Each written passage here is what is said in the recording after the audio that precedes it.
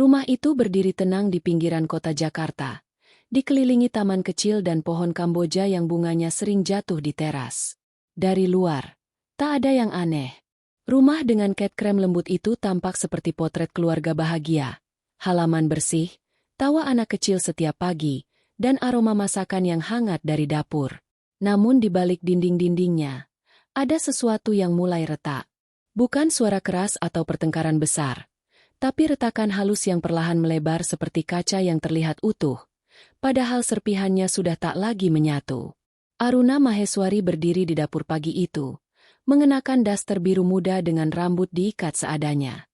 Wajahnya lembut, matanya teduh, dan senyumnya selalu menjadi alasan kecil bagi dunia di sekitarnya untuk tetap hangat. Di hadapannya, putrinya yang berusia 5 tahun, Dira, sedang berusaha memotong roti dengan pisau tumpul. Pelan-pelan. Sayang, jangan sampai jari kamu yang kena, ucap Aruna sambil tersenyum.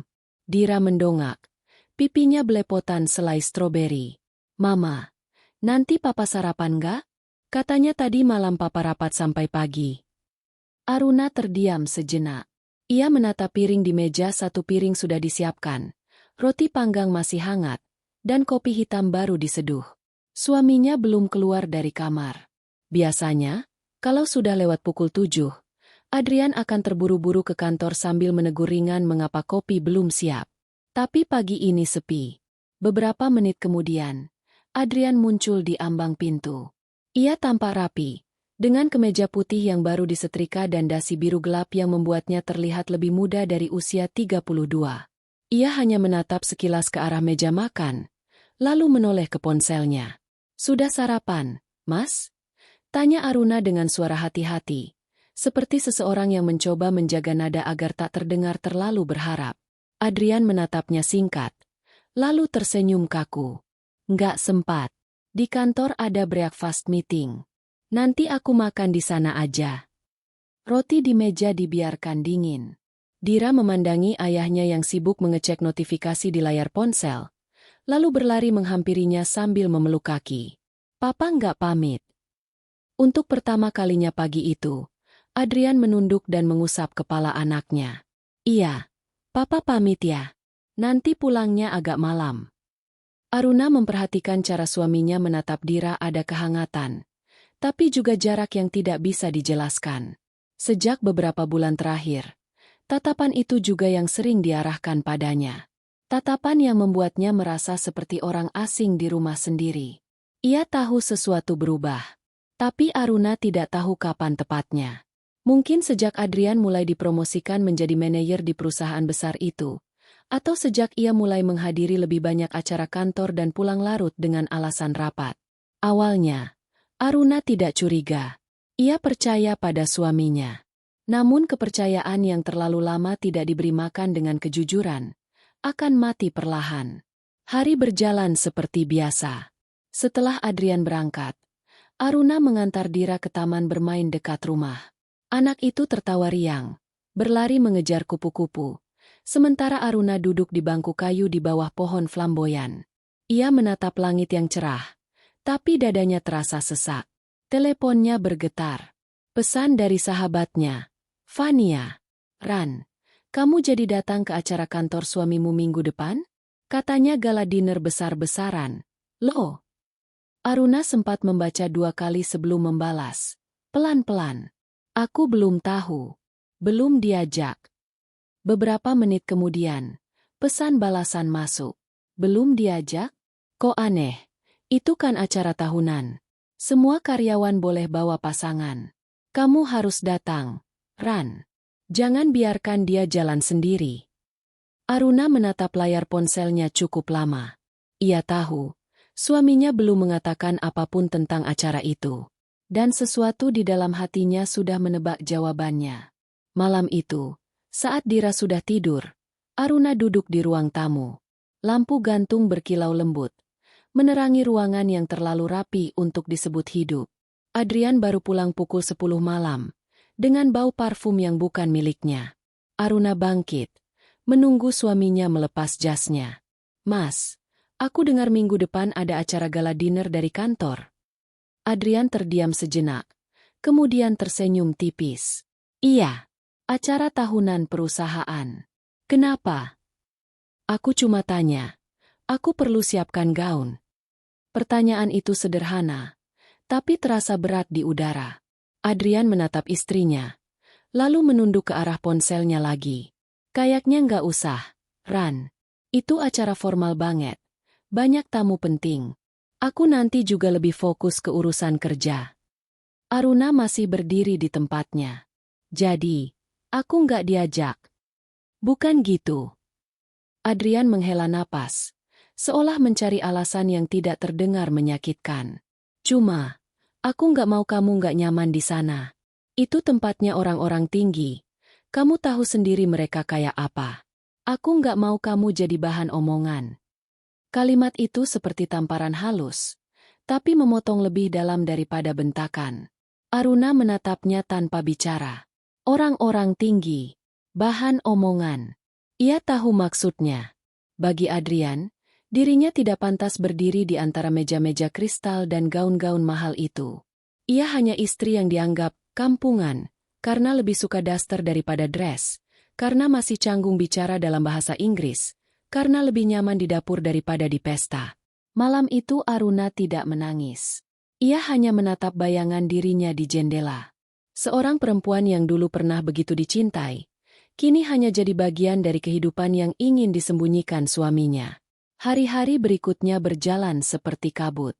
Adrian semakin sering pulang larut, dan ketika Aruna mencoba mengajak bicara, selalu ada alasan baru. Rapat, proyek, klien, atau sekadar lelah. Dira mulai terbiasa tidur tanpa mendengar suara ayahnya di rumah. Hingga suatu sore, dunia Aruna benar-benar runtuh. Fania datang dengan wajah canggung, membawa ponsel di tangannya. Ran, aku nggak tahu kamu udah lihat atau belum. Tapi aku rasa kamu harus tahu. Di layar ponsel itu, ada foto-foto dari media sosial rekan kerja Adrian. Sebuah gala dinner mewah di Hotel Bintang 5. Lampu kristal bergantungan. Meja dipenuhi tamu berpakaian glamor. Dan di tengah foto itu Adrian berdiri dengan setelan jas hitam, tersenyum lebar di samping seorang perempuan bergaun merah. Celine Aurel. Nama yang beberapa kali disebut Adrian sebagai rekan kerja paling kompeten. Dan di bawah foto itu, keterangan singkat. The perfect pair of the night. Mr. Adriana Miss Celine. Always classy. Jantung Aruna seperti berhenti berdetak. Ia tidak butuh penjelasan. Semua yang disembunyikan Adrian tiba-tiba tampak begitu jelas. Rasa malu, marah, kecewa, dan sakit bercampur jadi satu. Tapi yang paling menghantam adalah kenyataan bahwa suaminya malu mengakui dirinya sendiri perempuan yang dulu diperjuangkan. Kini dianggap aib yang harus disembunyikan. Fania menatapnya dengan iba. Ran, kamu nggak pantas diperlakukan kayak gini. Aruna tersenyum lemah. Aku tahu, Van. Tapi aku juga nggak mau marah. Aku cuma ingin dia tahu, siapa yang sebenarnya dia rendahkan. Fania terdiam. Dalam senyum tipis Aruna, ia melihat sesuatu yang belum pernah muncul sebelumnya, ketenangan yang berbahaya. Malam itu Aruna duduk di ruang kerjanya. Di meja kayu tua, tersimpan map hitam dengan lambang Maheswari Group, perusahaan besar yang diwariskan padanya sejak ayahnya meninggal 3 tahun lalu. Selama ini, ia hanya menjadi pemegang saham pasif, mempercayakan semua pada direktur utama, Nathan Wijaya. Ia membuka map itu perlahan. Di dalamnya ada laporan akuisisi terbaru tercantum dengan jelas bahwa Maheswari Group baru saja membeli sebagian besar saham Pratama Group, perusahaan tempat Adrian bekerja. Matanya menatap nama perusahaan itu lama sekali. Lalu tersenyum kecil. Teleponnya bergetar. Nama yang muncul di layar. Nathan Wijaya. Ran. Suara Nathan tenang di seberang sana. Kabar tentang akuisisi sudah resmi hari ini. Aku rasa kamu sudah tahu siapa yang bekerja di sana. Aku tahu, jawab Aruna pelan.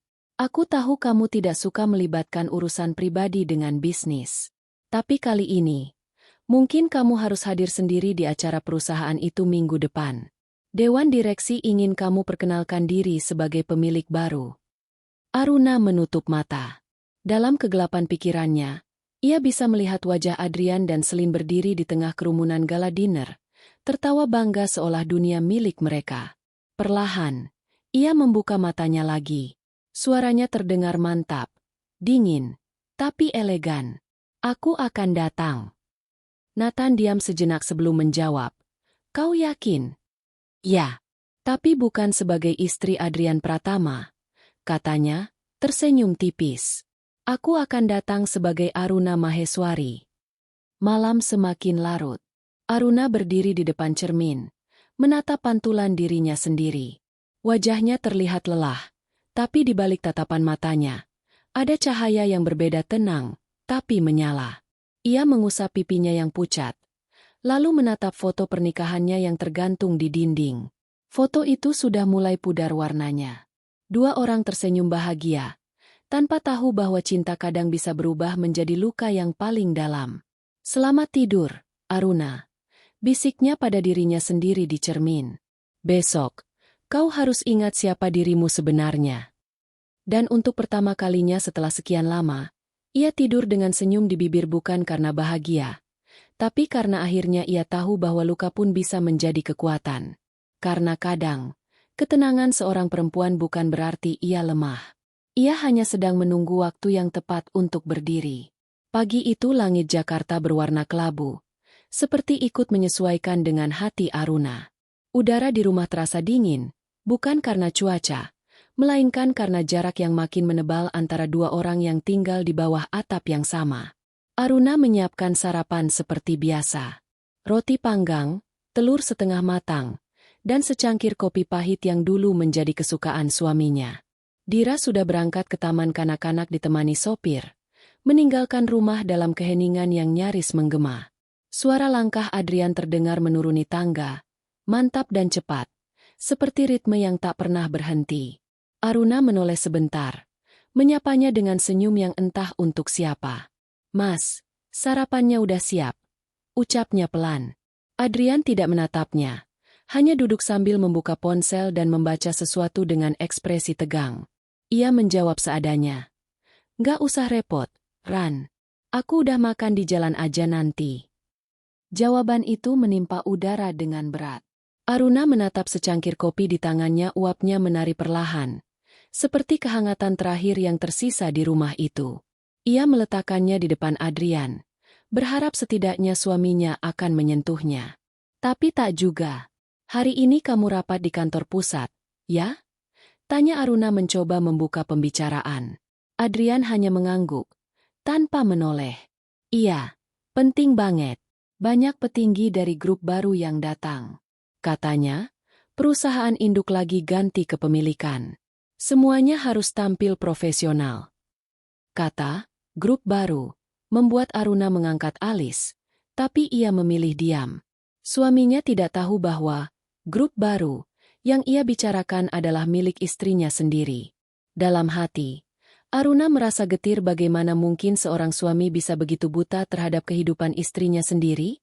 Tapi mungkin begitulah manusia yang terlalu sibuk mengejar pengakuan dari dunia luar, sampai lupa melihat siapa yang sudah menemani mereka sejak awal. Adrian berdiri, merapikan jasnya, lalu berkata datar.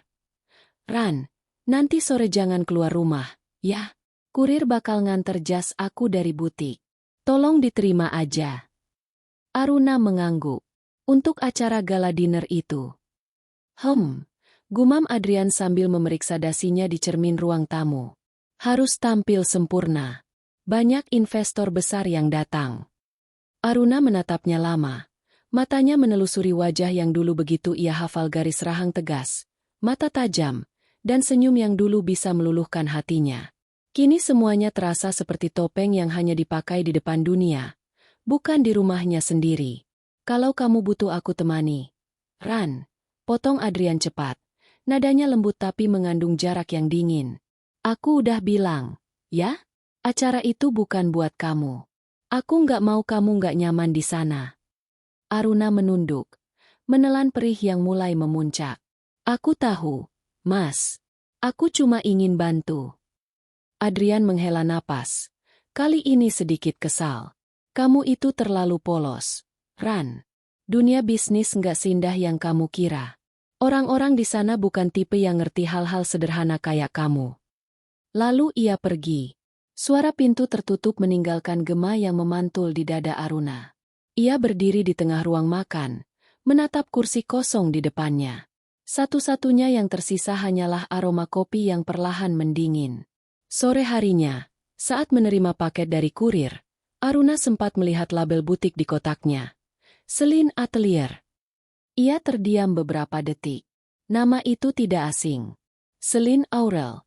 Nama yang sudah menempel di pikirannya seperti noda yang tidak bisa hilang. Ia mencoba tersenyum, menandatangani tanda terima, lalu meletakkan kotak itu di ruang tamu. Tapi begitu kurir pergi, jari-jarinya gemetar. Ia tahu ini bukan kebetulan. Butik milik Celine memang terkenal di kalangan sosialita, tapi Adrian tidak pernah suka belanja online, apalagi untuk hal remeh seperti jas. Jadi mengapa ia memilih butik itu? Aruna menatap logo, Celine Atelier, di kotak itu cukup lama. Dalam diam, ia merasakan hatinya mulai menebal oleh sesuatu yang asing, bukan marah, bukan sedih, tapi kesadaran. Kesadaran bahwa mungkin cintanya sudah lama tidak lagi tinggal di hati Adrian. Ia membuka ponselnya, menelusuri media sosial. Di sana, foto-foto Celine bertebaran. Wanita itu selalu tampil sempurna. Rambut disanggul elegan, bibir merah delima, pakaian yang menggoda tapi tetap berkelas. Dan di salah satu unggahannya, Celine menulis caption, "Kadang kebahagiaan datang dari tempat yang tak terduga. Terima kasih sudah membuatku percaya lagi." Tidak ada nama, tidak ada tagar. Tapi Aruna tahu. Ia mematikan layar ponsel, menatap bayangannya di jendela. Sekilas, ia melihat wajahnya sendiri pucat, polos, dan lelah. Lalu tiba-tiba ia tersenyum tipis. Ada sesuatu yang berubah dalam senyum itu. Beberapa hari berlalu. Adrian semakin jarang pulang. Setiap kali ia datang, aroma parfum yang asing selalu melekat di bajunya. Dira mulai bertanya-tanya kenapa ayahnya tidak lagi membacakan dongeng sebelum tidur, dan Aruna selalu menjawab dengan alasan yang sama. Papa lagi sibuk kerja. Satu malam, Aruna sedang duduk di ruang tamu sambil menatap lampu gantung. Dira sudah tidur, dan rumah kembali sunyi. Suara pintu depan terbuka pelan, diikuti langkah kaki yang hati-hati. Adrian masuk, berusaha tidak menimbulkan suara. Tapi Aruna sudah menunggunya. "Mas," panggilnya tanpa menoleh. Adrian berhenti di tempat, sedikit terkejut. "Belum tidur?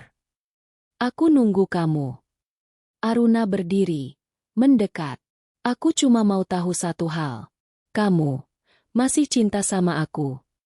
Pertanyaan itu begitu sederhana, tapi meluncur seperti pisau yang menembus keheningan.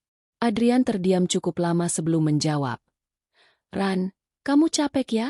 Jangan mikir aneh-aneh. Aku cuma lagi sibuk." Aruna menatapnya tajam, mencari sedikit kejujuran di mata suaminya.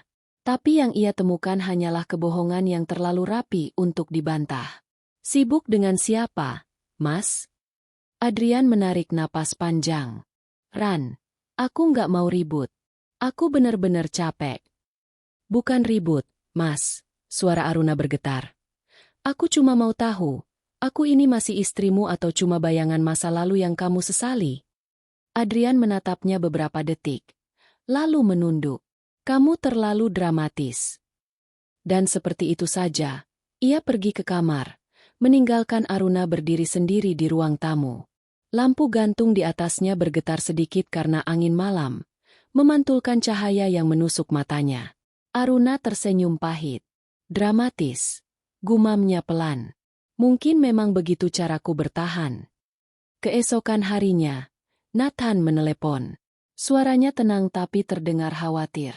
"Ran, aku tahu aku nggak seharusnya ikut campur urusan pribadi kamu, tapi aku dengar dari tim keuangan suamimu, Adrian Pratama, ada di antara nama-nama manajer yang akan bertemu dengan Dewan Direksi minggu depan. Itu berarti dia akan bertemu denganmu." Aruna terdiam, menatap lembar dokumen di mejanya. Logo Maheswari Group tercetak di bagian atas, begitu jelas. "Aku tahu," jawabnya pelan. "Kamu mau tetap hadir?" Tentu. Aruna menatap keluar jendela. Matanya menembus langit abu-abu yang mulai memudar. Dia harus tahu siapa yang sebenarnya dia remehkan. Nathan terdiam di seberang. Aruna, kamu yakin sanggup? Aruna tersenyum tipis. Aku sudah cukup lama hidup sebagai istri yang dipandang sebelah mata. Kali ini aku mau berdiri sebagai diriku sendiri.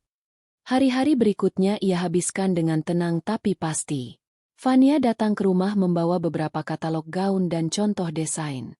Ran, kamu mau tampil kayak gimana di acara itu? Tanya Fania sambil membuka lembar demi lembar foto. Aruna menatap gambar-gambar gaun mewah di sana. Aku mau sesuatu yang sederhana tapi anggun.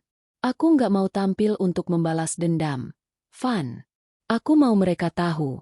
Aku tidak perlu berteriak untuk menunjukkan siapa aku. Fania menatapnya lama. Lalu mengangguk. Kamu berubah, Ran. Aruna tersenyum. Mungkin aku baru sadar.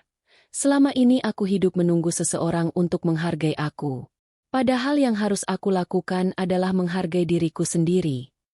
Malam itu, setelah Fania pulang, Aruna kembali ke kamar. Di meja riasnya, foto pernikahannya masih berdiri tegak. Ia menatapnya lama, lalu memindahkannya ke dalam laci. Sudah cukup, bisiknya pelan. Ia duduk di tepi ranjang, mengambil ponselnya, dan membuka pesan dari Nathan. Undangan gala dinner resmi sudah dikirimkan ke semua manajer, termasuk Adrian. Kau akan diperkenalkan di akhir acara. Aruna mengetik balasan singkat.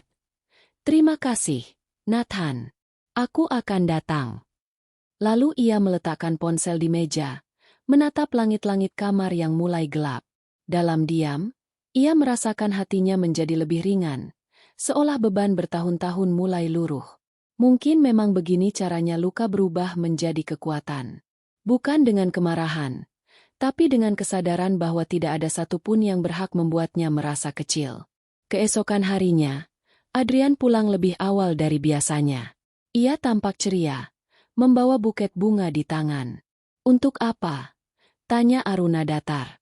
Adrian tersenyum, meletakkan bunga di meja makan. Untuk kamu, tentu saja. Aku cuma mau bilang makasih karena kamu udah ngertiin aku belakangan ini. Aku sibuk banget, tapi kamu nggak ngeluh. Aruna menatap bunga itu lama, lalu tersenyum kecil. Bagus bunganya. Beli di mana? Selin yang pilih, jawab Adrian tanpa sadar. Aruna hanya tersenyum lebih lebar. Oh, Selin. Adrian baru sadar ucapannya, tapi sudah terlambat. Maksudku, dia bantu pesanin. Kantorkan langganan tokonya. Aruna mengangguk, lalu beranjak dari meja. Mas, bunga ini indah, tapi sayangnya, aku nggak suka aroma yang terlalu menyengat. Ia memindahkan bunga itu ke teras.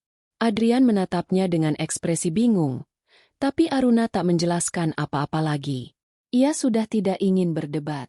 Tidak perlu lagi. Karena dalam hatinya, ia sudah tahu waktu yang ditunggu sebentar lagi tiba. Malam gala itu bukan hanya pesta bagi perusahaan, tapi juga panggung di mana ia akan berdiri, menunjukkan kepada dunia bahwa perempuan yang diremehkan bisa berdiri lebih tinggi daripada siapapun yang pernah menundukkannya. Di kamar, Aruna membuka lemari dan menatap gaun hitam yang dikirim Fania pagi itu.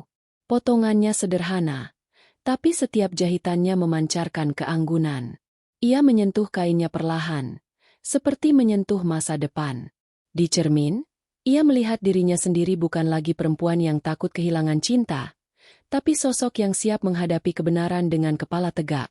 Ia tersenyum pada bayangannya. Kau sudah cukup bersabar, Aruna. Sekarang saatnya mereka belajar arti malu. Dan malam itu, untuk pertama kalinya setelah bertahun-tahun, Aruna tidur dengan damai karena ia tahu, hari pembalasan yang elegan sudah menunggu di depan mata. Malam itu udara terasa berat, seolah langit sedang menahan sesuatu yang belum siap jatuh. Lampu-lampu kota berpendar redup, dan di rumah itu, Aruna duduk sendirian di ruang kerjanya. Di meja, secangkir teh melati yang mulai dingin dan beberapa berkas dokumen yang belum sempat ia sentuh. Jam dinding berdetak perlahan.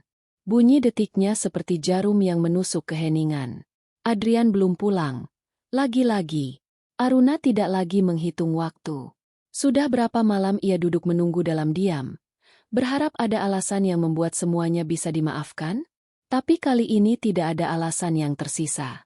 Tidak ada pembenaran untuk rasa malu yang dipaksakan pada dirinya. Ia membuka laptop di depannya, mengetik sesuatu di bilah pencarian. Nama, Celine Aurel, muncul di layar, lengkap dengan wajahnya yang tersenyum anggun dalam berbagai acara perusahaan. Ada foto gala dinner, rapat direksi, juga potret dirinya berdiri di samping Adrian dengan jarak yang terlalu dekat untuk disebut rekan kerja.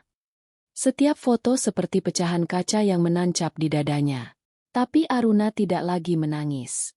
Air matanya sudah kering sejak malam Adrian mengatakan bahwa dirinya terlalu polos untuk dunia bisnis.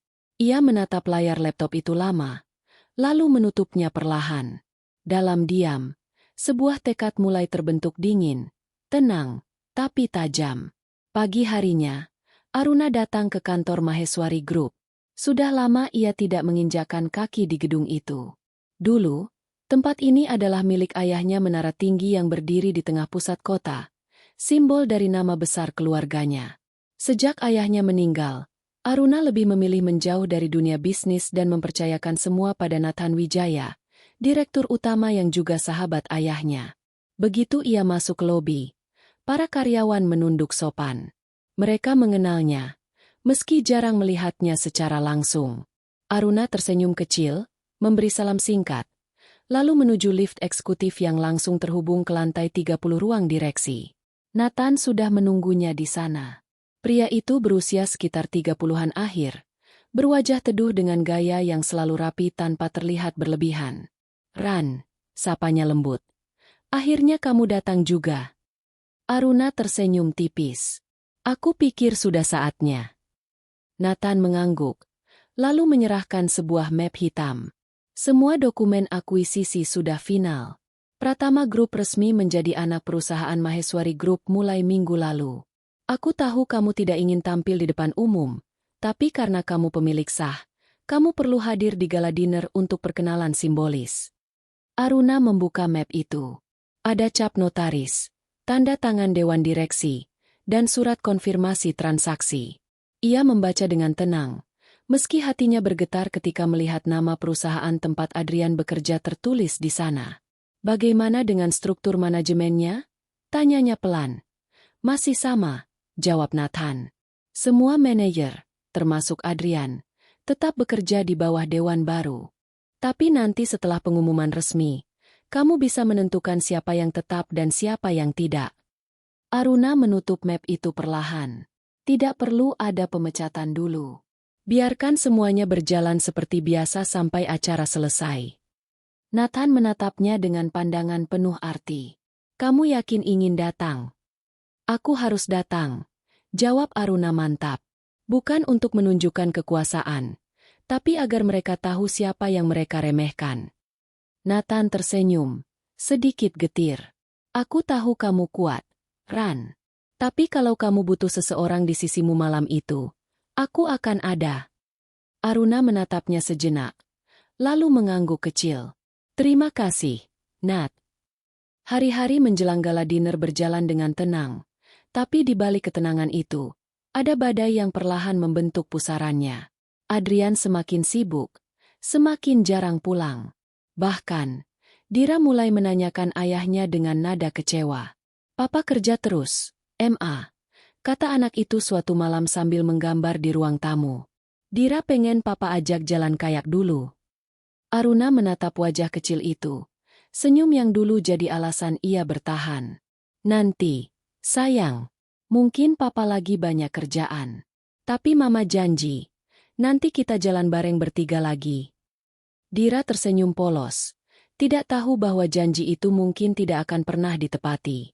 Malam itu, setelah menidurkan anaknya, Aruna berdiri di balkon kamarnya. Lampu-lampu kota berkelap-kelip, dan dari kejauhan terdengar deru mobil di jalanan. Ia menarik napas dalam-dalam, merasakan udara malam menyentuh wajahnya. Di dalam dirinya, sesuatu perlahan terbakar, bukan kemarahan, tapi kesadaran akan harga dirinya sendiri. Ia tidak ingin menjadi korban dari cinta yang sepihak. Tidak lagi. 2 hari sebelum acara, Aruna menerima pesan dari nomor tak dikenal. Terima kasih sudah mengizinkan Adrian datang ke gala dinner bersama saya. Dia sangat bersemangat. Pesan itu disertai foto.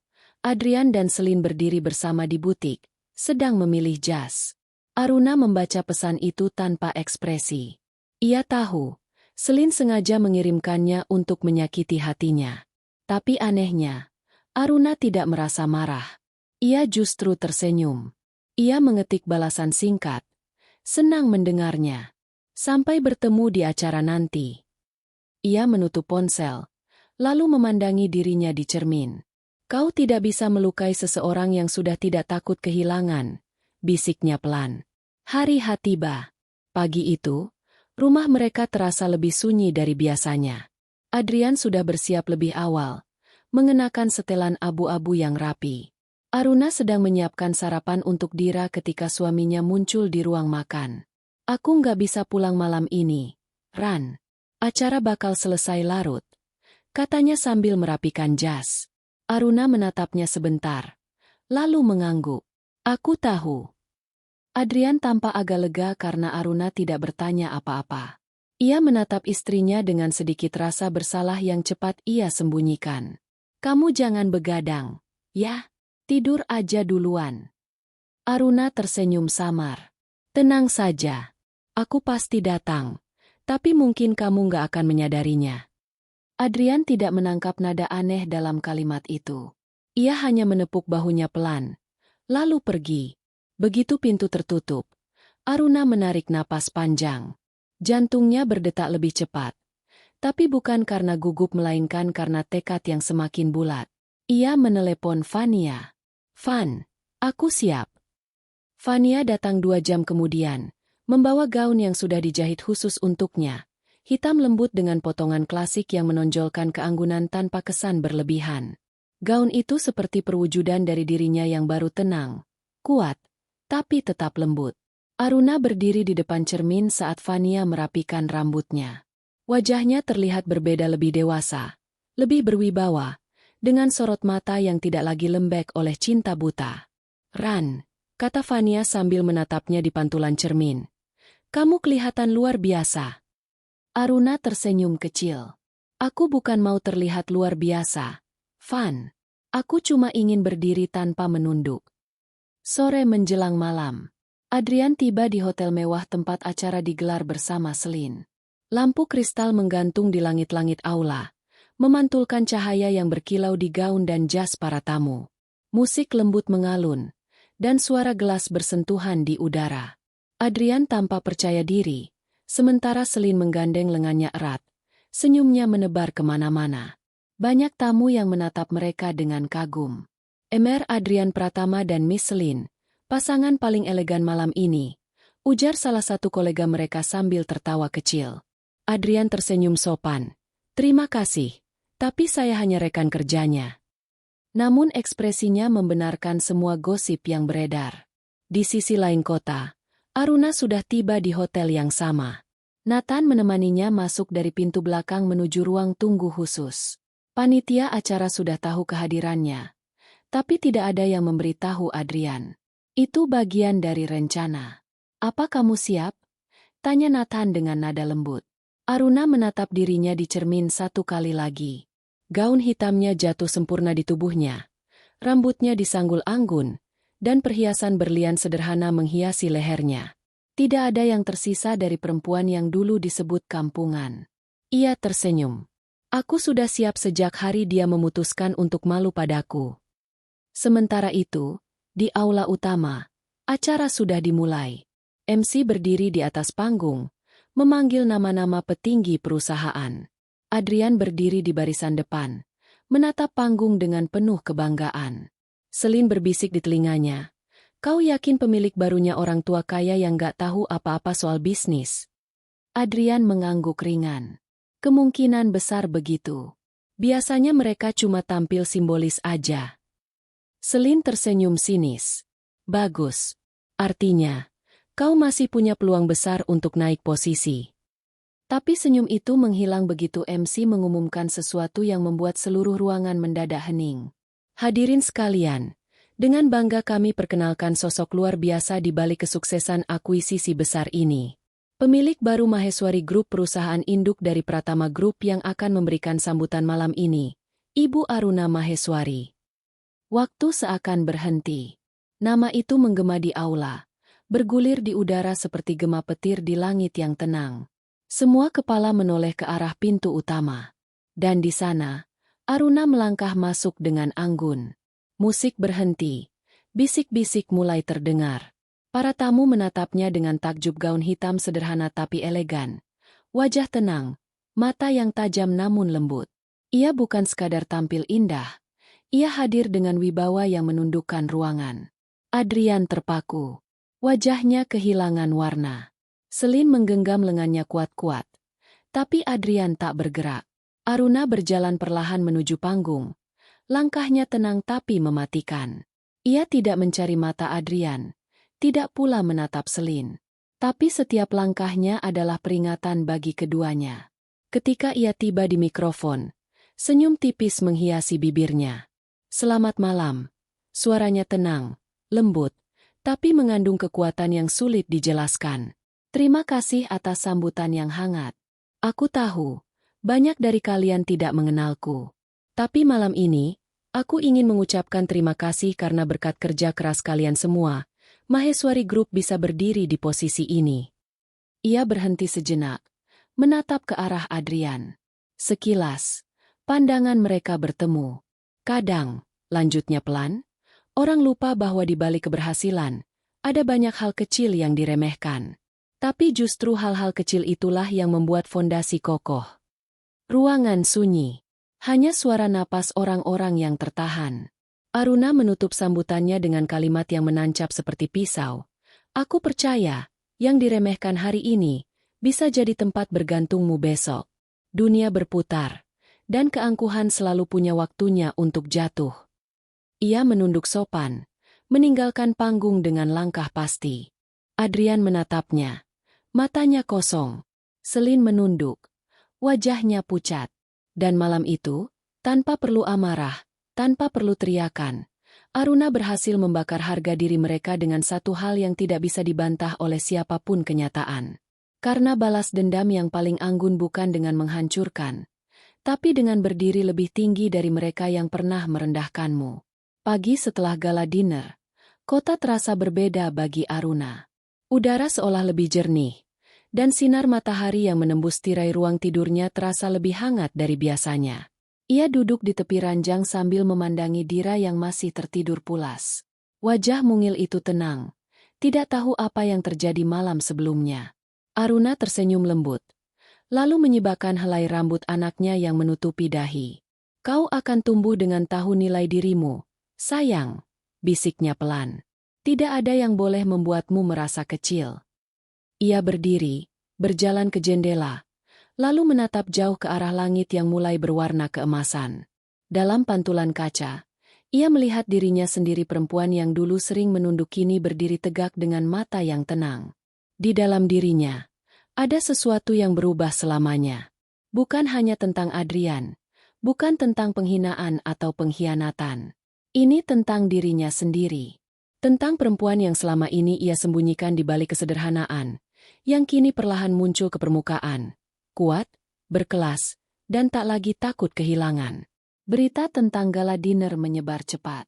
Foto-foto Aruna di acara itu beredar di media sosial perusahaan dan beberapa media bisnis. Captionnya memuji keanggunan pemilik baru Maheswari Group, yang menampilkan sosok berwibawa dan elegan. Sementara itu, Adrian menjadi buah bibir. Banyak yang membicarakan wajah kagetnya malam itu. Bagaimana ekspresinya berubah dari percaya diri menjadi pucat pasi. Bahkan tanpa satu kata pun, orang sudah tahu bahwa hubungan mereka tidak lagi sama. Aruna tidak membaca berita-berita itu. Ia sibuk di kantor Maheswari Group, memulai babak baru dalam hidupnya. Sejak pagi, ia memeriksa laporan keuangan, rapat dengan Nathan dan tim direksi, mempelajari portofolio perusahaan satu persatu. Sudah lama ia tidak menyentuh dunia bisnis, Tapi begitu tangannya kembali menyentuh berkas-berkas itu, ingatannya tentang ayahnya muncul. Dulu, setiap sore, ayahnya selalu berkata, bisnis bukan tentang angka, Ran, tapi tentang manusia di baliknya. Hargai orang, dan dunia akan menghargaimu. Kini, kalimat itu kembali menjadi pegangan. Aruna tidak ingin menjadi seperti mereka yang pernah merendahkannya. Ia tidak akan menggunakan kekuasaannya untuk balas dendam, tapi untuk membangun sesuatu yang lebih besar, martabat. Dalam rapat perdananya sebagai pemilik resmi, Aruna duduk di kursi utama ruang direksi. Nathan di sampingnya, dan beberapa direktur menatapnya dengan rasa hormat yang baru. Terima kasih karena sudah mempercayakan posisi ini padaku, katanya lembut. Namun nada suaranya memiliki kekuatan yang membuat ruangan hening. Aku tidak akan mengubah banyak hal. Tapi ada satu hal yang akan aku perbaiki. Cara kita memperlakukan orang di setiap level. Beberapa kepala mengangguk, sebagian lagi masih terkejut dengan cara Aruna berbicara tenang, tapi penuh wibawa. Nathan memperhatikan wajah Aruna dengan pandangan bangga. Kau sudah siap memimpin, Ran, ucapnya lirih begitu rapat selesai. Aruna tersenyum tipis. Aku tidak memimpin untuk membalas. Nat, aku hanya ingin berdiri di tempat yang seharusnya sejak awal. Sementara itu, Adrian menghabiskan hari-harinya dalam kebingungan yang ia sembunyikan di balik formalitas. Setelah gala dinner, posisinya di kantor menjadi canggung. Ia tidak tahu bagaimana harus bersikap. Semua orang tahu bahwa pemilik perusahaan itu adalah istrinya sendiri. Kabar itu menjadi bahan gosip di antara karyawan. Mereka yang dulu menyanjung Adrian kini menatapnya dengan campuran iba dan rasa ingin tahu. Ia merasakannya setiap kali melangkah di lorong, bisik-bisik yang seolah berbisik di belakang punggungnya. Selin pun mulai menjauh. Perempuan yang dulu tampil percaya diri itu kini terlihat gelisah, takut terseret dalam skandal yang mungkin menghancurkan karirnya. Suatu sore, Adrian kembali ke rumah dengan wajah lelah. Ia mendapati Aruna sedang membaca di ruang tamu, mengenakan pakaian santai namun tetap anggun. Dira sedang bermain di karpet, menyusun balok-balok kecil dengan ceria. Aruna, panggil Adrian pelan. Aruna mengangkat wajahnya, menatapnya tanpa banyak ekspresi. Kau sudah pulang? Ya, aku. Suaranya terhenti. Ia tidak tahu harus berkata apa. Permintaan maaf terasa sia-sia. Aruna menutup bukunya perlahan. Kau tidak perlu menjelaskan apapun, Adrian. Semua sudah jelas. Tapi kau malu padaku, bukan karena aku kampungan, potong Aruna tenang. Tapi karena aku tidak seperti perempuan yang kau kagumi. Dan sekarang setelah kau tahu siapa aku sebenarnya, apakah kau merasa lebih nyaman? Adrian menunduk. Aku bodoh, Aruna. Tidak, katanya sambil berdiri. Kau hanya sombong. Dan sombong adalah kebodohan yang dibungkus keangkuhan. Ia berjalan melewati Adrian, meninggalkannya di tengah ruangan. Setiap langkahnya meninggalkan gema lembut yang lebih menyakitkan daripada kemarahan apapun. Hari-hari berikutnya berjalan seperti lembaran baru yang mulai tertulis perlahan. Aruna mulai menata hidupnya dengan ritme yang berbeda. Ia tidak lagi menunggu siapapun di malam hari. Tidak lagi menahan tangis di balik pintu kamar. Rutinitasnya kini penuh makna. Ia bekerja di pagi hari, mengurus Dira di sore hari, lalu menghabiskan malam dengan membaca atau menulis catatan kecil tentang ide bisnisnya. Nathan sering datang ke rumah untuk membahas proyek. Kadang mereka berbicara tentang strategi perusahaan. Kadang sekadar minum teh sambil mendengarkan musik lembut. Tidak ada romansa di antara mereka. Hanya kehangatan yang lahir dari rasa saling menghargai. Nathan tahu, Aruna masih menyembuhkan dirinya. Dan Aruna tahu, ia tidak butuh pelarian untuk merasa utuh lagi. Ia hanya perlu berdamai dengan dirinya sendiri. Dalam setiap pertemuan itu, ada ketenangan yang perlahan tumbuh.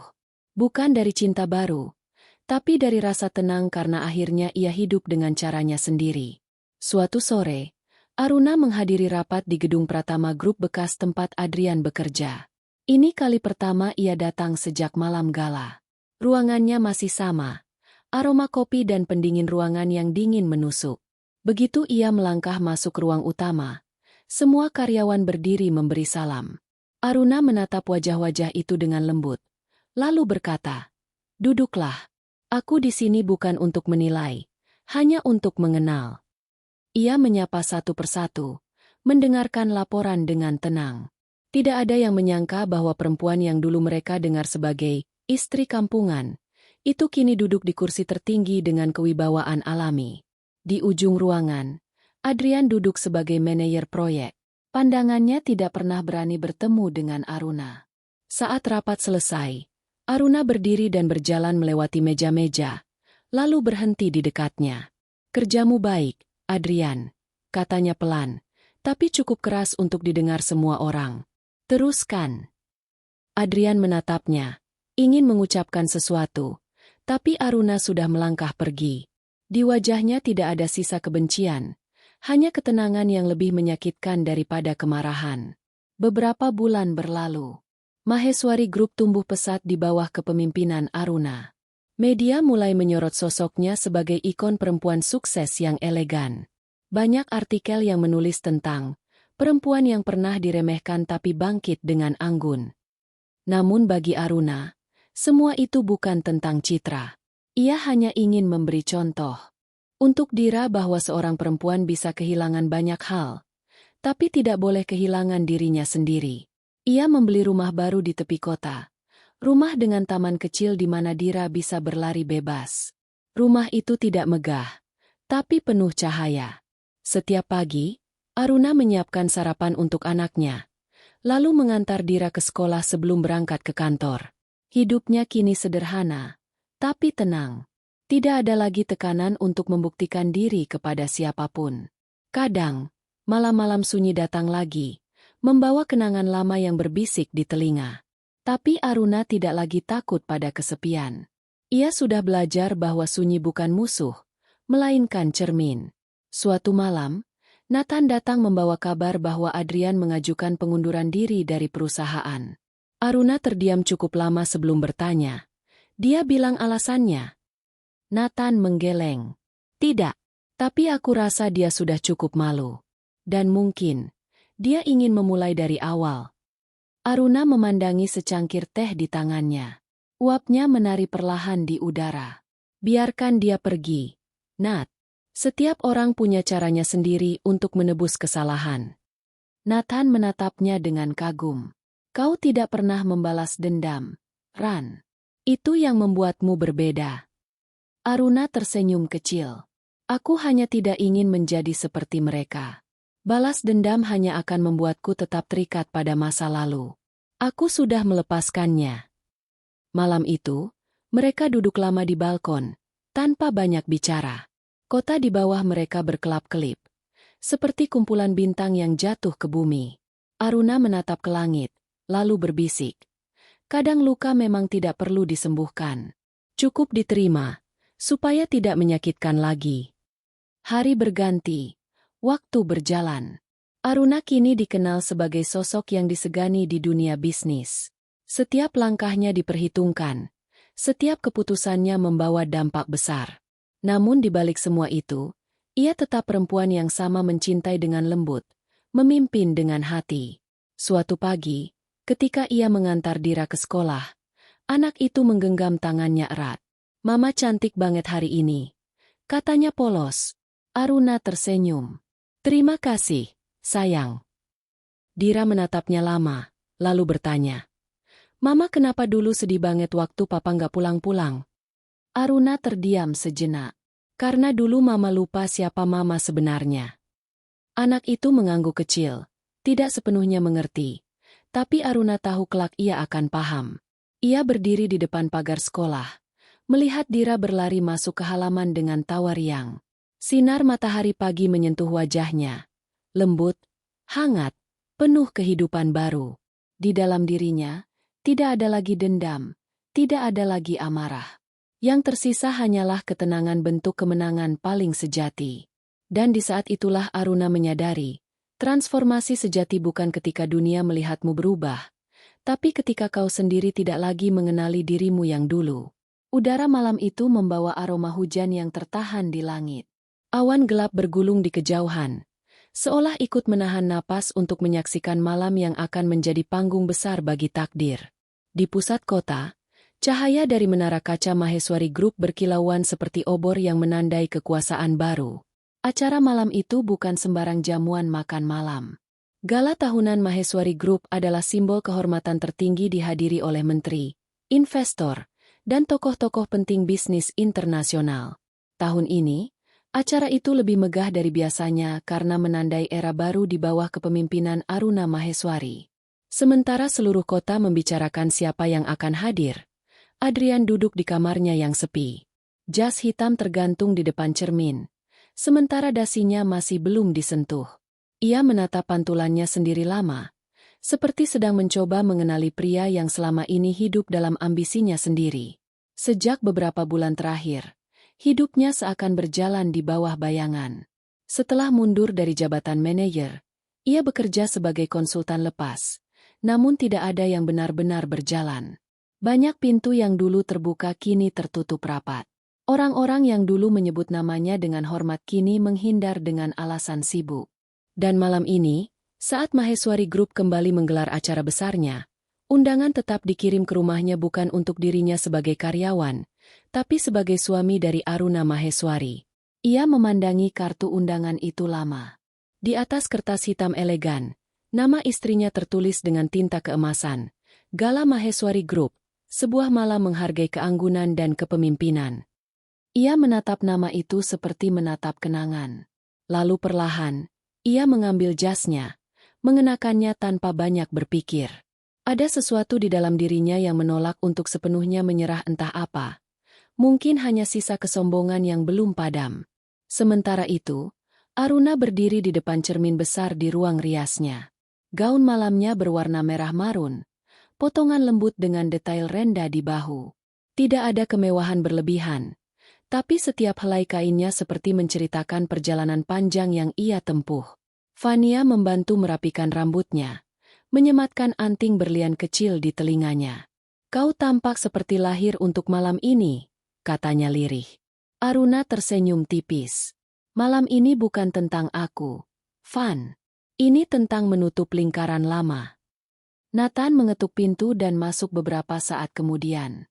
Ia mengenakan setelan biru gelap yang membuat wajahnya tampak teduh. "Semua sudah siap, Ran. Para tamu sudah datang. Dewan direksi menunggumu di bawah." Aruna mengangguk. "Baik, Nat. Kita turun sebentar lagi." Ketika mereka melangkah menuju lift pribadi, Aruna menatap pantulan dirinya di kaca lift. Ia melihat bukan hanya seorang perempuan cantik, tapi sosok yang sudah melewati badai panjang dan kini berdiri di tengah tenang. Lift berhenti di lantai dasar. Saat pintu terbuka, kilatan lampu kamera langsung menyambutnya. Para fotografer dari media bisnis sudah berbaris di karpet merah, memotret setiap langkahnya.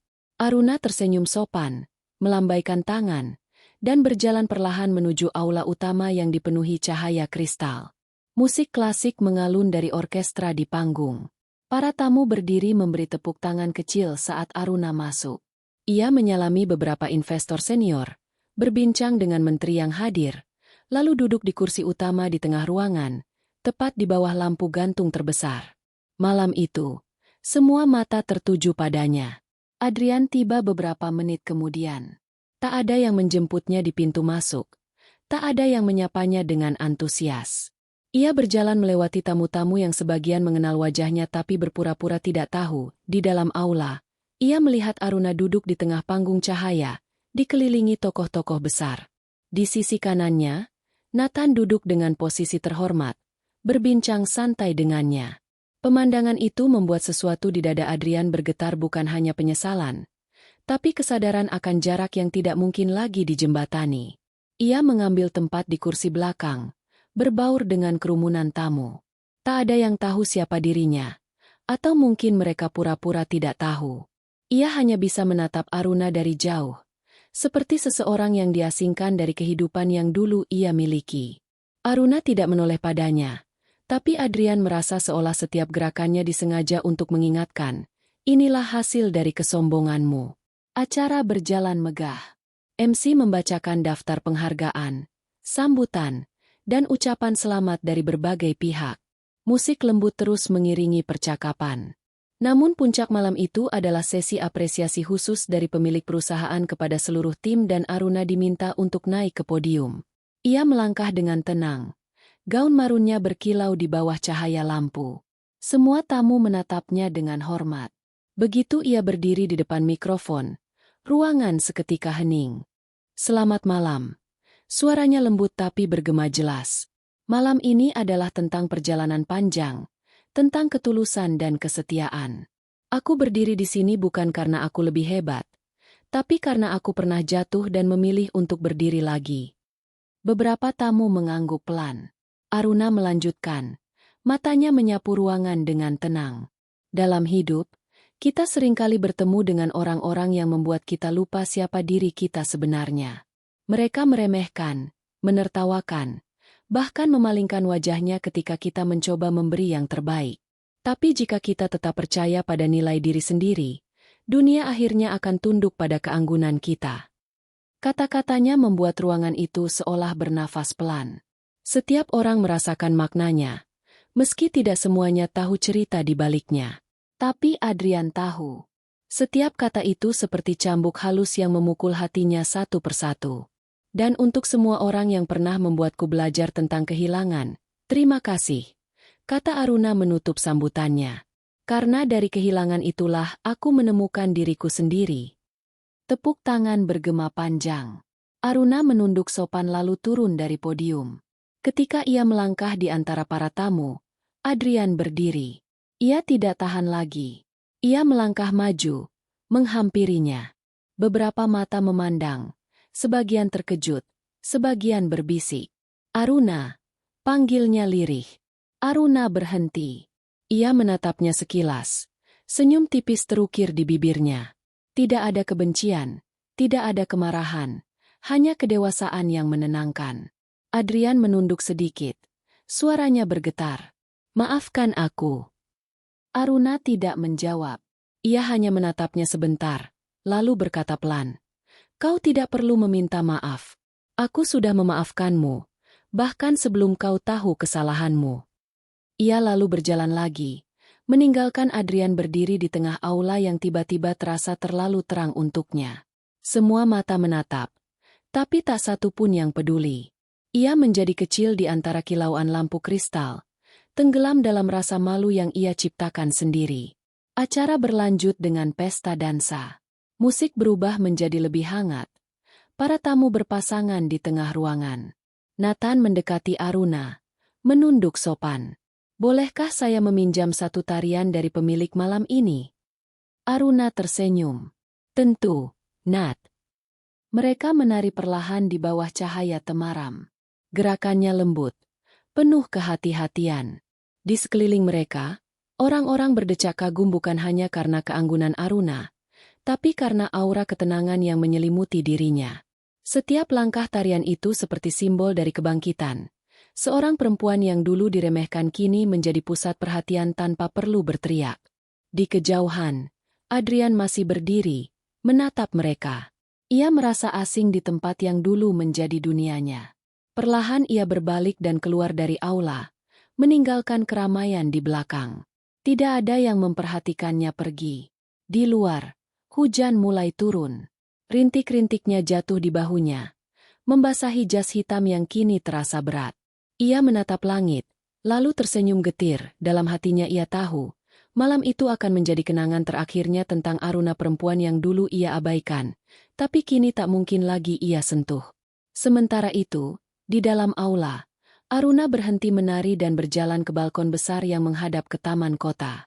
Nathan mengikutinya dari jauh, tapi membiarkan Aruna berdiri sendiri di bawah cahaya lampu luar yang keemasan. Dari atas sana, ia bisa melihat seluruh kota Jakarta berpendar di bawah hujan tipis. Jalanan berkilau, mobil-mobil bergerak seperti bintang di bumi. Ia menarik napas dalam-dalam. Malam ini bukan kemenangan, melainkan penegasan bahwa ia telah selesai dengan masa lalunya. Di balik kaca balkon, pantulannya tampak kuat dan anggun. Ia memandangi dirinya sendiri dengan senyum kecil. Tidak ada lagi kesedihan di matanya, hanya ketenangan. Dalam hati, ia berterima kasih kepada dirinya sendiri karena bertahan. Karena tidak menyerah ketika semua orang menyuruhnya berhenti. Nathan mendekat perlahan, berdiri di sampingnya. Mereka tidak bicara, hanya menatap kota di bawah sana. Hujan masih turun, tapi lembut, seperti restu. Malam semakin larut. Satu persatu tamu pamit, musik perlahan mereda, dan aula mulai kosong. Aruna berjalan menyusuri lorong panjang menuju ruang tunggu. Di sana, gaun marunnya masih berkilau dalam sisa cahaya lampu kristal. Ia berhenti sejenak, memejamkan mata. Dalam keheningan itu, ia mendengar gema masa lalu suara Adrian yang dulu memanggilnya, kampungan, tawa sinis selin, dan tangis malam-malam yang ia habiskan sendirian. Semua suara itu kini redup, larut, lalu hilang. Ketika ia membuka mata, hanya ada dirinya sendiri. Perempuan yang akhirnya utuh tanpa perlu siapapun. Ia melangkah keluar menuju hujan yang masih turun rintik-rintik. Air dingin menyentuh kulitnya, tapi terasa menenangkan. Ia tidak berlari, tidak bersembunyi. Hujan itu seperti pembersih terakhir yang menghapus sisa-sisa luka. Di langit, kilat berpendar jauh, namun lembut. Seolah alam ikut menunduk pada ketenangan yang kini menyelimuti sosok Aruna Maheswari. Malam itu, dunia menyaksikan bukan hanya gala dari sebuah perusahaan besar, tapi kebangkitan seorang perempuan yang menolak ditenggelamkan oleh rasa malu. Dan di antara gemerlap lampu, keheningan, dan hujan, Aruna tahu. Akhir dari rasa sakit bukanlah balas dendam, melainkan ketika kita bisa tersenyum melihat masa lalu tanpa ingin kembali lagi. Pagi itu datang dengan lembut. Cahaya matahari menerobos tirai kamar Aruna, menciptakan garis-garis keemasan di lantai kayu. Di luar, suara burung bercampur dengan aroma tanah basah sisa hujan semalam. Semesta seperti baru saja menutup bab panjang dan membuka halaman yang baru. Aruna berdiri di depan jendela, secangkir teh melati hangat di tangannya. Gaun tidurnya berwarna putih sederhana, rambutnya dibiarkan terurai. Di bawah sana, taman rumahnya tampak segar bunga Kamboja yang sempat layu kini kembali mekar. Ia menatapnya lama, menyadari betapa banyak hal yang bisa pulih jika diberi waktu dan ketulusan. Sudah seminggu berlalu sejak malam gala itu. Segalanya berjalan seperti keajaiban kecil yang terencana. Nama Aruna Maheswari kini bukan hanya simbol perusahaan besar, tapi juga inspirasi bagi banyak perempuan. Media menulis tentang sang pewaris bijak, publik memuji kecerdasannya, dan para pemimpin bisnis menawarkan kolaborasi. Namun di tengah semua gemuruh itu, Aruna tetap tenang. Ia tidak mengejar sorotan, hanya menata langkah dengan diam. Ia tahu, kemenangan terbesar bukanlah saat dunia berlutut, tapi saat hati sendiri merasa damai. Adrian belum muncul lagi sejak malam itu. Ia menghilang tanpa kabar. Mungkin mencoba berdamai dengan dirinya sendiri. Aruna tidak mencarinya. Ia tahu, sebagian hal memang harus dibiarkan pergi agar ruang di hati bisa kembali bernapas. Kadang-kadang, di waktu senja, ia masih teringat masa-masa awal mereka dulu ketika kebahagiaan terasa sederhana, cukup dengan makan malam di dapur kecil, atau tawa Dira yang baru belajar bicara. Tapi kenangan itu tak lagi menyakitkan. Ia kini seperti potret lama yang bisa dikenang tanpa meneteskan air mata. Di atas meja kerja, sebuah foto kecil berdiri di dalam bingkai perak. Dirinya, Adrian, dan Dira ketika Dira berusia 2 tahun.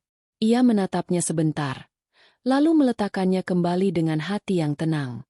"Terima kasih," bisiknya, bukan pada seseorang, tapi pada masa lalu itu sendiri.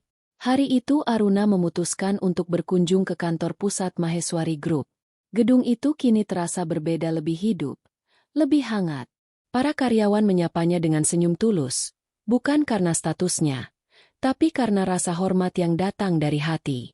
Di ruangannya, Nathan sudah menunggunya dengan beberapa berkas. Di tangan. "Selamat pagi, Ran. Ini laporan keuangan kuartal terakhir. Angka-angkanya bagus sekali," katanya sambil menyerahkan map tebal berwarna biru.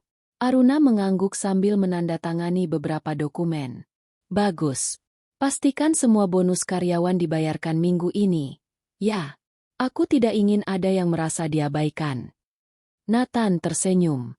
Kau tetap seperti dulu, meskipun sekarang posisimu jauh di atas semua orang. Aruna menatapnya. Kita tidak pernah benar-benar di atas siapapun, Nat. Kita hanya diberi tanggung jawab untuk membuat hidup orang lain sedikit lebih ringan. Nathan menatapnya dalam diam. Dalam dirinya, ada kekaguman yang tidak lagi perlu disembunyikan. Aruna telah berubah atau mungkin, justru ia akhirnya menjadi dirinya yang sejati. Mereka berbicara cukup lama, membahas arah baru perusahaan, hingga akhirnya Aruna berkata, "Aku ingin menyiapkan satu program sosial untuk perempuan pekerja di sektor bawah. Aku ingin Maheswari Group punya makna yang lebih luas dari sekadar bisnis." Nathan mengangguk mantap. "Aku akan bantu urus semua detailnya." Aruna tersenyum kecil. "Terima kasih, Nat. Aku tidak akan bisa sampai di titik ini tanpa orang-orang yang percaya padaku ketika aku bahkan tidak percaya pada diriku sendiri." Nathan menatapnya lembut. "Tapi sekarang kau percaya, kan?" Aruna mengangguk pelan. "Sekarang aku percaya." Sore itu, Aruna menjemput Dira di sekolah. Anak kecil itu berlari ke arahnya dengan ransel ungu dan rambut dikepang dua. "Mama!" Aruna jongkok, memeluk Dira erat-erat. Aroma manis dari rambut putrinya membuat hatinya terasa penuh. "Bagaimana hari ini, sayang?" Dira tersenyum lebar. Dira dapat bintang emas. Guru bilang Dira pintar menggambar rumah. Aruna tertawa kecil. "Wah, hebat sekali anak mama." Mereka berjalan bergandengan tangan ke mobil. Di sepanjang jalan, Dira bercerita tanpa henti tentang teman barunya, tentang kucing sekolah yang melahirkan, tentang langit sore yang katanya mirip permen kapas. Aruna mendengarkan semuanya dengan hati penuh syukur. Ketika mereka tiba di rumah, Dira langsung berlari ke taman, sementara Aruna duduk di teras, menikmati pemandangan senja. Langit berwarna jingga, burung-burung melintas, dan angin sore membawa suara tawa anaknya dari kejauhan.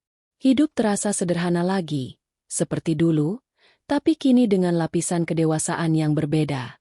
Tidak ada lagi luka yang mengintai di balik tawa. Tidak ada lagi rasa takut ditinggalkan. Yang tersisa hanya ketenangan yang tumbuh dari penerimaan. Beberapa hari kemudian, seorang tamu tak terduga datang ke rumah Aruna. Pengawal di depan pintu memberitahu bahwa ada seseorang yang ingin menemuinya, pria berpakaian sederhana, dengan mata lelah namun penuh kesungguhan. "Adrian." Aruna menatapnya dari beranda. Ia tampak lebih kurus, rambutnya agak berantakan, tapi sorot matanya kali ini jujur tidak lagi menyembunyikan kebanggaan atau rasa bersaing. Mereka duduk di taman, di antara aroma melati yang sedang mekar. Suasana sunyi beberapa saat. Hanya suara daun dan burung sore yang terdengar. Adrian membuka suara perlahan. "Aku tidak datang untuk mengganggumu, Ran. Aku hanya ingin bilang, aku akhirnya paham." Aruna tidak menjawab. Ia menatap air kolam kecil di depan mereka, melihat pantulan langit sore yang tenang. "Aku paham bahwa selama ini aku malu bukan karena kau kampungan," lanjut Adrian. Suaranya serak. "Aku malu karena aku sendiri kosong. Aku berusaha menutupi ketakutanku dengan kesombongan. Dan aku kehilangan semuanya." Aruna menatapnya dengan tenang. "Kita semua pernah takut, Adrian. Tapi yang membedakan kita adalah bagaimana kita belajar dari ketakutan itu." Adrian menunduk. "Aku tidak minta kembali. Aku tahu aku sudah kehilangan hak itu. Aku hanya ingin kau tahu. Aku menyesal." Aruna menarik napas panjang. "Menyesal itu hal baik, asal tidak terlalu lama di sana. Kalau kau benar-benar ingin berubah, hiduplah dengan cara yang lebih baik dari kemarin." Adrian mengangguk perlahan. "Aku akan mencoba." Mereka terdiam lagi. Lalu dari dalam rumah, suara tawa Dira terdengar, tawa murni anak kecil yang belum tahu apapun tentang kerumitan hati orang dewasa. Adrian menoleh sebentar. Matanya berkaca. "Dia tumbuh jadi anak yang luar biasa," katanya lirih. Aruna tersenyum kecil. "Ya, karena ia belajar mencintai dari hal-hal sederhana." Adrian berdiri, menatap Aruna lama sebelum akhirnya berkata pelan, Terima kasih sudah membiarkanku bicara. Selamat tinggal, Ran. Aruna hanya mengangguk. Ia tidak menahannya, tidak memintanya tinggal. Karena kali ini, perpisahan bukan luka melainkan bentuk akhir dari kedewasaan. Ketika Adrian berjalan pergi, langkahnya tidak lagi tergesa. Seolah ia tahu bahwa dengan meninggalkan tempat itu, ia juga meninggalkan versi dirinya yang lama. Malamnya, Aruna duduk di balkon dengan secangkir teh. Bulan menggantung bulat di langit. Sinarnya lembut menyelimuti seluruh taman. Nathan menelepon hanya untuk memastikan semuanya baik-baik saja, dan Aruna menjawab dengan suara tenang. Ya, semuanya baik. Setelah panggilan berakhir, ia menatap langit lama-lama. Di dalam dirinya, ada kelegaan yang tak bisa dijelaskan dengan kata-kata. Semua sudah selesai. Tidak ada lagi dendam. Tidak ada lagi penyesalan. Hanya rasa syukur karena semuanya akhirnya menemukan tempatnya. Hujan tipis turun lagi malam itu. Aruna tidak masuk ke dalam rumah. Ia tetap di balkon, membiarkan air membasahi wajahnya. Setiap tetes hujan terasa seperti doa yang jatuh perlahan dari langit, menghapus sisa-sisa gelap di sudut hatinya. Dalam hati, ia berbisik, "Aku sudah pulih. Aku sudah sampai." Beberapa bulan kemudian, Maheswari Group meluncurkan program baru, Sri Kandi Mandiri, sebuah inisiatif untuk memberdayakan perempuan desa agar memiliki keterampilan ekonomi.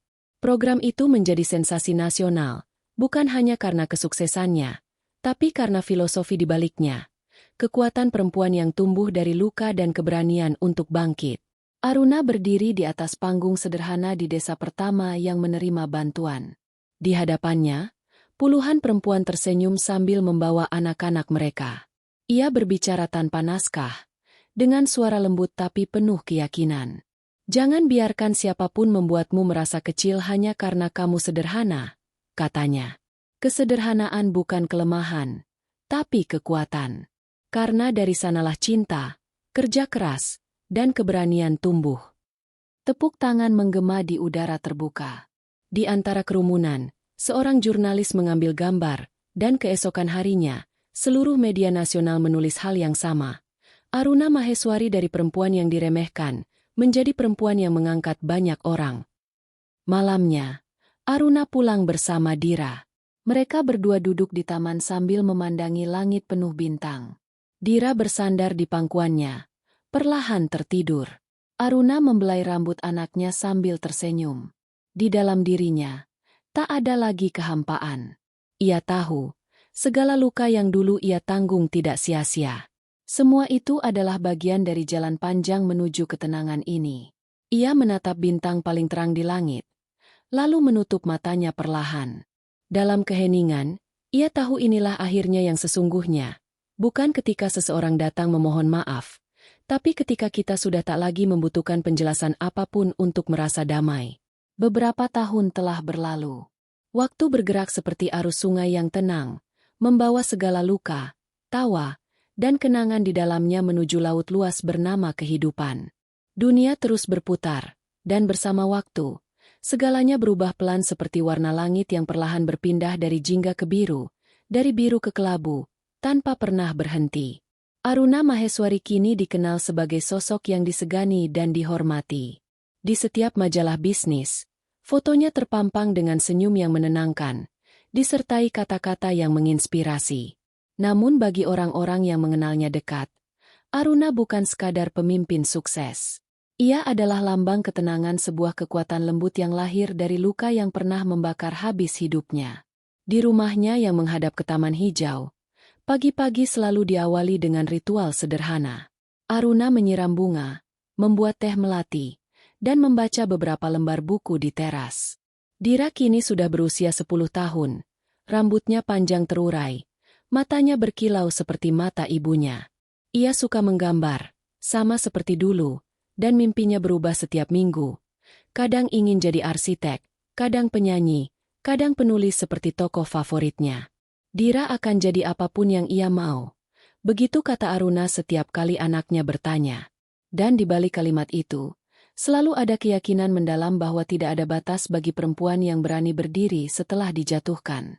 Suatu pagi di bulan Maret, Aruna menerima surat dari luar negeri. Surat itu dikirim dari Singapura, bertuliskan nama pengirim yang sudah lama tak ia dengar, Adrian Pratama. Ia menatap amplop itu lama sebelum akhirnya membukanya. Di dalamnya hanya ada selembar kertas. Tulisan tangan yang rapi tapi tampak sedikit gemetar. Aruna, aku menulis surat ini bukan untuk menuntut apapun. Aku hanya ingin berterima kasih. Terima kasih karena pernah mencintaiku dengan cara yang paling tulus.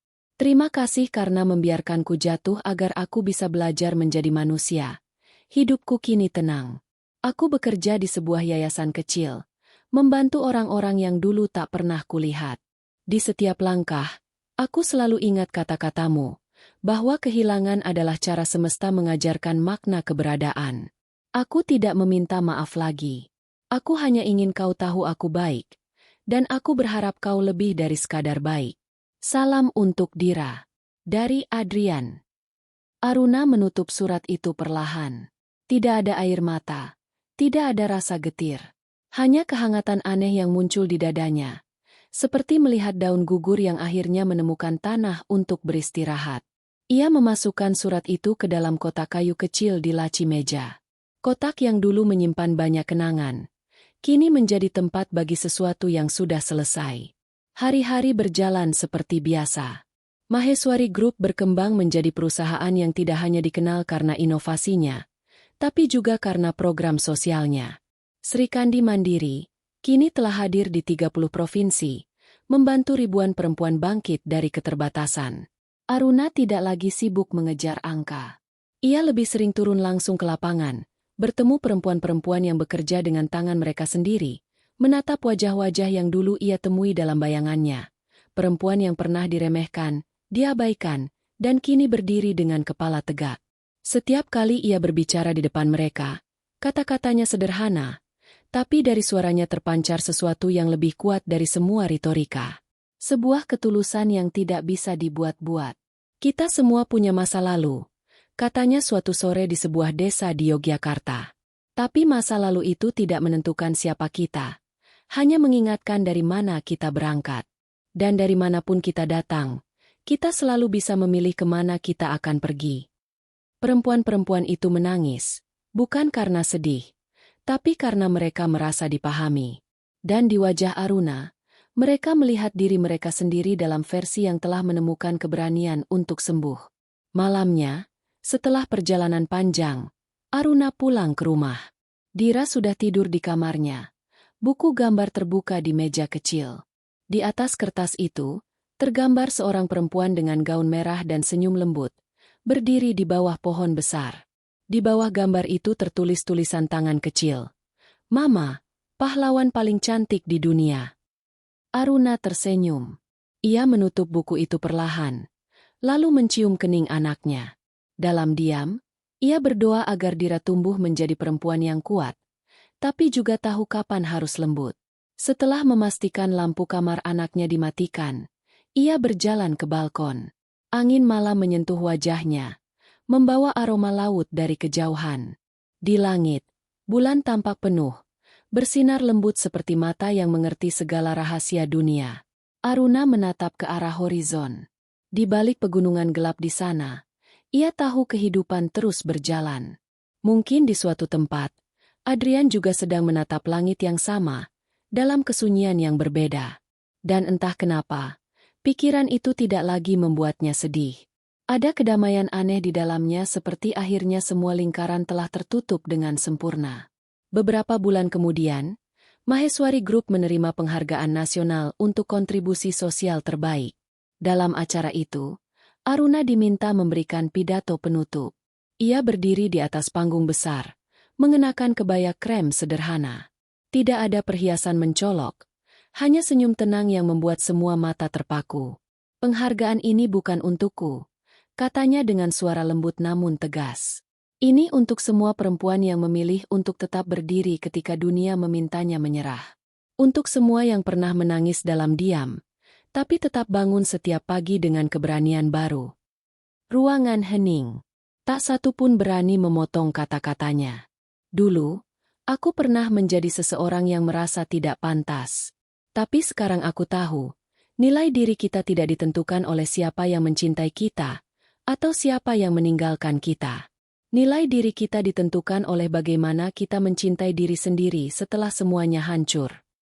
Ia berhenti sejenak, menghela napas. Dan malam ini, aku ingin semua orang di sini tahu bahkan luka yang terdalam pun bisa berubah menjadi taman yang indah, jika kita cukup sabar untuk menyiramnya dengan ketulusan. Tepuk tangan bergemuruh. Beberapa orang meneteskan air mata. Aruna menunduk sedikit, lalu turun dari panggung. Di luar ruangan, Nathan sudah menunggunya. Mereka saling bertukar senyum, tak banyak bicara. Dalam diam itu, mereka saling mengerti perjalanan yang panjang akhirnya sampai di tempat yang tenang. Beberapa waktu kemudian, Aruna dan Dira berlibur ke Ubud. Mereka menginap di sebuah villa kecil di tengah sawah. Udara pagi segar. Kabut turun rendah di antara pepohonan. Dira berlari di jalan setapak, tertawa, mengejar kupu-kupu, sementara Aruna duduk di tepi teras, menatap hijaunya hamparan padi. Ia mengambil buku catatan, menulis pelan. Tidak untuk dipublikasikan, hanya untuk dirinya sendiri. Tulisan itu seperti doa yang ingin ia titipkan pada angin. Aku pernah hancur karena cinta yang salah, tapi dari kehancuran itu, aku belajar mencintai diriku dengan benar. Aku pernah ditinggalkan, tapi justru di sanalah aku menemukan arah pulang. Hidup bukan tentang menunggu seseorang datang memperbaiki kita, tapi tentang keberanian untuk memperbaiki diri sendiri, lalu membiarkan cinta yang benar datang pada waktunya. Ketika ia selesai menulis, angin bertiup pelan, mengibaskan ujung kertas itu. Ia tersenyum, lalu menutup bukunya. Di kejauhan, Dira berteriak memanggilnya. "Mama ah, lihat pelangi." Aruna berdiri, berjalan ke arah anaknya. Di langit, benar ada pelangi yang membentang sempurna di antara dua bukit. Warnanya lembut, tapi nyata seperti simbol kecil dari kehidupan yang terus memberi harapan. Ia memeluk Dira dari belakang. Keduanya menatap pelangi itu lama. "Cantik, ya, Ma." "Iya, sayang." Pelangi datang setelah hujan. Sama seperti kita. Dira menatap wajah ibunya dengan bingung. "Maksud Mama?" Aruna tersenyum. "Suatu hari nanti kau akan mengerti." Matahari sore menuruni cakrawala, menyinari sawah yang berkilau. Aruna berjalan perlahan di jalan setapak. Dira berlari di depannya. Rambutnya berkibar tertiup angin. Langit berubah warna dari emas menjadi ungu, dari ungu menjadi biru tua. Dunia seperti menarik napas panjang sebelum tidur. Dan di tengah keheningan itu, Aruna berhenti, menatap sekeliling. Di dalam dirinya, tak ada lagi pertanyaan, tak ada lagi beban. Semua luka telah menjadi bagian dari dirinya, tapi tidak lagi menyakitkan. Mereka hanya ada di sana seperti bekas jahitan di kulit yang mengingatkan bahwa ia pernah terluka, tapi kini telah sembuh. Ia menatap ke arah langit sekali lagi, lalu menutup matanya perlahan. Angin menerpa wajahnya, membawa aroma tanah, air, dan kehidupan. Dalam diam itu, ia tahu ia sudah tiba. Bukan di puncak kekuasaan, bukan di tengah sorotan, tapi di titik paling tenang di dalam dirinya sendiri. Dan di bawah langit yang tenang itu, Aruna Maheswari akhirnya benar-benar pulih.